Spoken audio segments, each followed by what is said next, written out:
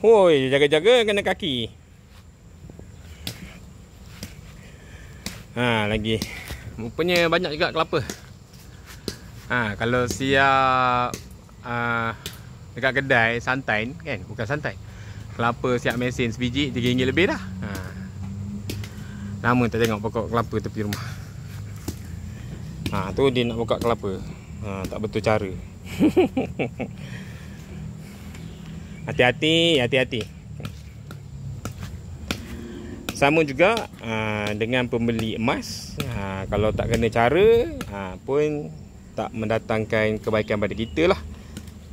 Jadi macam itulah, nak buka kelapa kalau tak kena cara pun tak boleh buka juga. Hari ni harga 999 emas, 511. Selepas hari semalam turun 508. Hari ni 19 hari bulan 4 2025. Asif.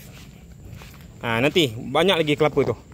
Alhamdulillah, pokoknya ni banyak biji kelapa dia. Lepas tu pokok yang sebelah ni pun banyak juga. Kena bawa turun.